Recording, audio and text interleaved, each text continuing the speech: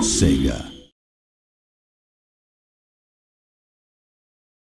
Hello and welcome to another video for Total War Warhammer. My name is Joey Dalton and I'm joined by Darren McNally, who has already played this Battle of Altdorf.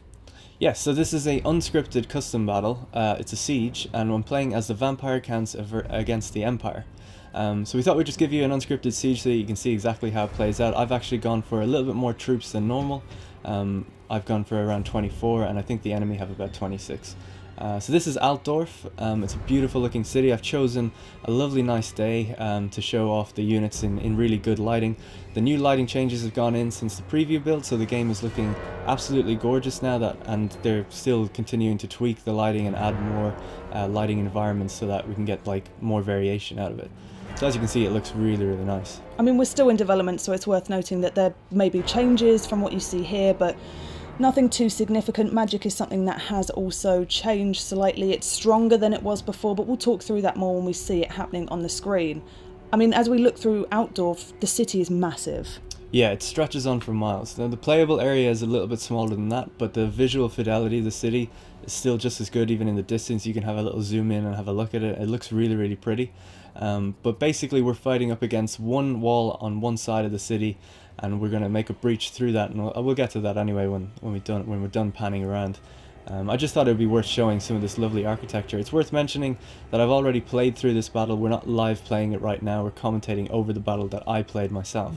So I just had a little pan around the city to show off some of the fantastic work that our artists have been doing, absolutely down to the finest details. I love this building I'm coming up on here, the skull with the wreath on it. It looks amazing. There's always skulls in Warhammer, Darren, always. Yeah, they're embroidered everywhere, literally everywhere. So yeah, it just looks really, really nice, the lighting, the lovely sky details and stuff. It's also worth mentioning we're not playing on the highest graphics, we're playing on roughly around high, not on ultra. We thought we'd tone it down just a little bit so that people could see generally what most people should be able to kind of play as. And also give you a good level of detail. The troops are on the highest detail though. So here we are backing out. These are the siege towers and the zombies there at the back of them. So there's bones and coffins embedded in their towers. That's some brutal, scary towers right there, I think. Yeah, it's really nice detail. They're kind of made of like stone muck, and yeah, it's really like it's been pulled out of the ground and just bones and things like that. So it's very, very nice, very cool looking indeed. There's some dense zombie units here as well. Just shambling forth, just waiting to take the city. They're a very slow unit. I mean, when I tend to play myself, I'll push them forward first because they're expendable, very squishy, but they take a while to chew through. Oh, yeah. Here's Heinrich. So here's Heinrich Kemmler. I decided to play as this guy because we haven't really showed him off yet too much. His clothes are made of skin. See the faces and the hands? That cloak at the front. It's pretty grim. Stylish. So something I thought worth mentioning is that he has an augment spell, a kind of constant ability that's always going around himself, called the Curse of Undeath. And that, as you'll see when I'm casting spells, that they'll actually heal troops around him. So any troops that are around him, they automatically get healed when he casts the spell for a short amount of time. Just in case people are wondering why that's going on when you see it.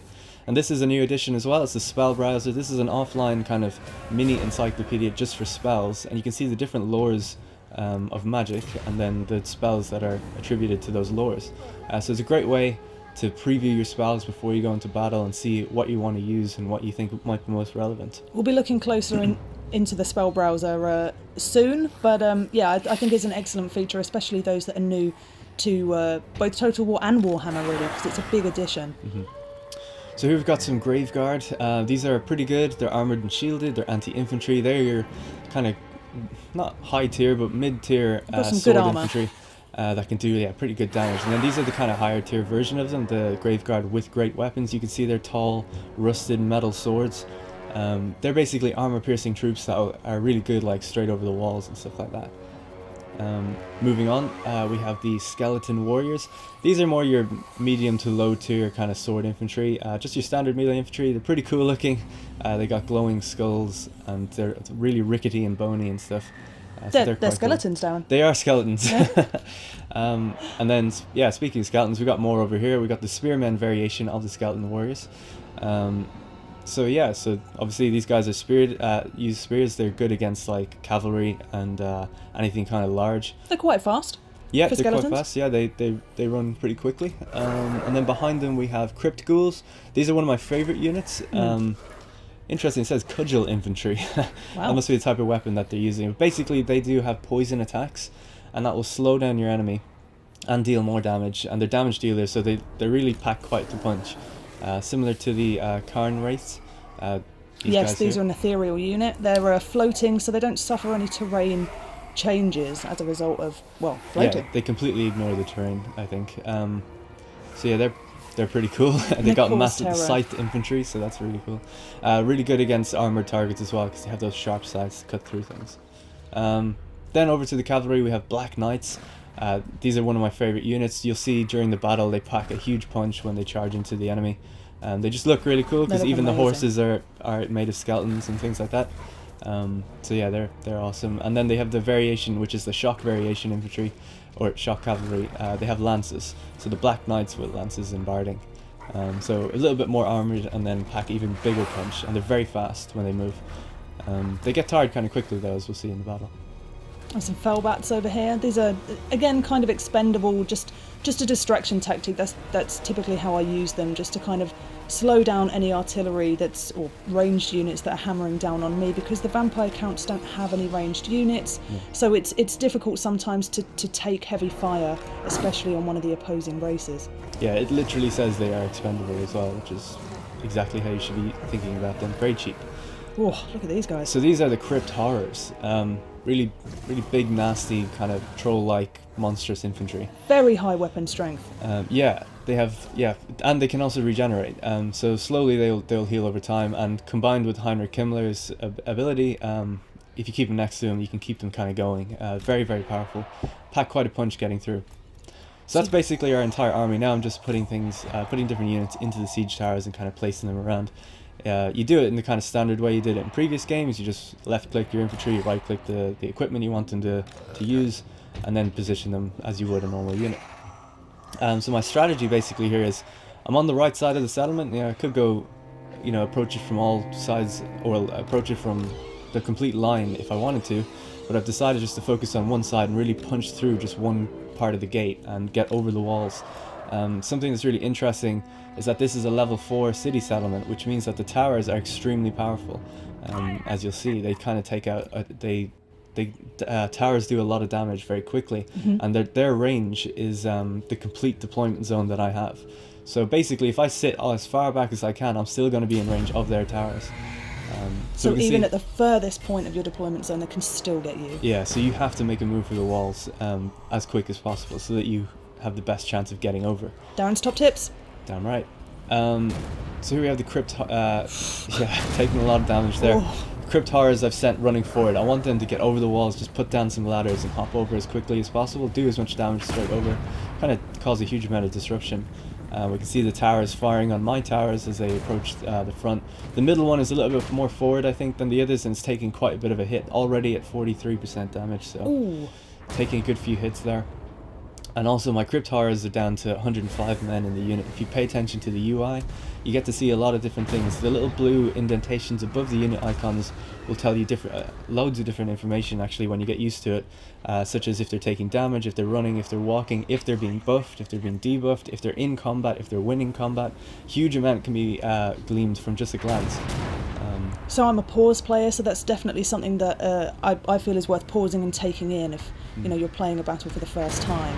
Oh, that tower's gone. Yeah, it's so gone. Just lost the tower, which is pretty significant when you only have 3. Now I've only 2 ways over the walls quickly, and the rest I'll have to use ladders. My Crypt Horrors were actually, I kind of looked away because the towers went down, but they were accused. The enemy has a witch hunter in here in the settlement, and they're after casting the spell to accuse them, which is doing a huge amount of damage. It's brought them down to about half strength. They were a little bit damaged because they had taken some tower fire, so now they're down to 51 in the unit. And we're finally just starting to get over the walls. I noticed that the Hellstorm rocket battery is firing over the walls, so I decided to deploy my bats, and I'm going to seek them out. They're there in the center. They're next to a mortar as well that's firing, so again, like you said, just using them as an expendable, just distraction force. I'm just going to send in the bats. They look absolutely amazing as they come in as well. Straight into the town center just to disrupt the enemy and stop them firing. You'll notice that as they fire, they even hit my bats as well. So that should work. Well, at least it's keeping them occupied for now, so you can kind of focus your efforts on the more immediate issues. Also, I forgot to mention, the towers can only face fire outwards. So once you get on the walls, you're actually relatively safe from them. And if you capture a tower like I have with my crypt towers over there, that tower will stop firing. So now on the right side, it's actually like a lot safer for me to be on. So I start shifting some of my focus over that way. And my battering ram now has the should be safe to get to the gate. Oh dear, they're not doing well. Yeah, so they got accused again, a second time, almost down to like 13 men in the unit now, or monstrous infantry. I guess they're not really men, but maybe they were once. I'm Maybe not sure. they were once. But basically, they're a really, really good unit, and they were completely destroyed just as they got to the walls. So I think in future it's probably best to use your zombies to try and hop over first, and then maybe they'll get the spells attached to them or something. You've kept some units at the back there. Is that intentional? Are you saving them? Well, sort of. I don't want the enemy to cast a vortex spell on me and just suddenly wipe out everyone, so I try to keep them spaced out and keep some time. Like the cavalry obviously has no way in at the moment, so I keep them really far back. So you're going in stages, basically. Once the gates are open, then you're going to pull the rest in. Yeah, so I made a small little, even though there's only a few guys in that unit, they have captured that tower, and now I'm getting over the walls with zombies on other sides, and I'm starting to push through. I put my grave guard with the great weapons on the walls to do the most damage, and they're holding their own quite well up there. Taking a bit of damage, and mortar fire is still coming in from the city a little bit now that the bats are dying off. But yeah, it's like I'm making good progress, I think, on the wall. So I decided to cast a hex here. It's the Curse of Years. So basically this hex does minus 24 melee attack, minus 24% speed, and plus 15 ability recharge. So basically everything in that zone of control that you can see on the UI, that blue radius, is going to receive that hex, and that allows my troops to do more damage to them, basically. The descriptive text is quite bleak, actually. It says, the wizard spits out an ancient curse, causing his enemies to age at an incredible rate, their hair turning white and their skin shrivelling up. And that's pretty harsh, I think. Yeah, it's pretty grim. So yeah, they're basically all turning to old men dying, essentially is what's happening there. Also, you'll notice at the gate, the AI has actually completely covered the gate with 2 units, a spear unit and a greatsword infantry unit. Greatswords are immensely powerful units, and I've decided to cast a buff spell to my guys on the walls. They're actually suffering a little bit of crumbling. You can see their flag is like kind of, there's a red particle effect around it, so I've tried to buff them. I think the spell was Van Hel's Dance Macabre. Friendly targets are filled with magical energy, making them even more aggressive. Yeah, so that's 24% speed and 24 melee attack. Obviously, these stats could be completely changed by release. They were still feeling out the balancing of magic at the moment. But it's at a pretty good stage now where you definitely notice the effects. So Van Hel's Dance Macabre is kind of like, it's a target 1 ally, so I would generally use it on a lord, a legendary lord, or a hero, because magic is really relative. If you're not using it for its intended purpose, it's not going to do much for you. And ultimately, if you use it for the wrong purpose, it can backfire in a big way. So completely. Undeath Resurgent is one that's kind of a bit more of an AoE, which it's good for general units, especially kind of all piled in together. Yeah, that's a good point, actually. You'll see me using that a lot later, and it doesn't. The interesting thing about that one is it doesn't actually pull from the Winds of Magic, so you just kind of get that for free. That is like Heinrich Himmler's ability. Well, you're not doing too badly here. You're kind of chewing through the wall. Yeah, it's taken a while. It's definitely a bit of a grind on the walls. We're grinding them down, though, and they are using their gunners on the ground to fire up at me constantly. The longer I'm on the walls, the more exposed I am up here, so I need to just kind of get the walls over and done with and get down. But the gates are open. The gates are open. My crypt horrors are trying to punch through their spearmen. And it's going to be tough because spearmen are good against large, and I've put large against them, which isn't a good idea, but it'll take a while. They're a pretty powerful unit, and they've actually broken now, so we've just gotten into the city a bit more, a bit deeper, basically. Well, you are taking a lot of fire, though, and this is the struggle that I tend to have with the vampire counts, is just the amount of fire that you can take and to not do much back until you've got your units in there. And with such a mixture of fast and incredibly slow units, you really have to pick and choose what you get in first. Oh, Kemmler's down. Kemmler's down. I brought him down on the ground now. There's a massive pile of infantry down here, so I thought it would be perfect time to use the Wind of Death. So I've cast it there on this unit. Again, I was hoping that it didn't double back on me, which it doesn't, and it absolutely tears through those units, throws them all around the place. Oh, that's awesome. And some of them get back up, but a lot of them stay down. Because this unit was basically a fresh unit when I cast the spell. It's not going to kill too many, but it does a huge amount of damage. Then I cast the Hex again, the same one I used before, just to lower the just to lower their melee attack and their speed, so I can just cut them down before they run back to the city. There's a lot of missile troops there, and that's why I want to slow them down and cut them down before they can get back. You can nicely see the area of effect that it will have there as well. Yeah, actually I kind of casted it a little bit badly because the area of effect moved forward because I casted it on one unit that ran forward. I should have casted on the ones that stayed back, and then it would have had a more broad effect. But actually as they move back, it's slowly taking effect on those guys now. So I was bringing my cavalry into the city now that the gates are open and I've kind of cleared a path. It's time to bring all my Black Knights in, bring them around the back of the city, and then cut down like these archer units and these gunners. So my monsters infantry, the crypt ghouls, the crypt horrors, are now pushing up on the big unit. I decided to activate the kind of the free ability essentially. What was it called? The Undeath Resurgence. Sorry, I'm still learning my lore, of course. Doing that gave me extra speed and extra melee attack for my monsters infantry, just to cut them down and catch up to them really fast as well.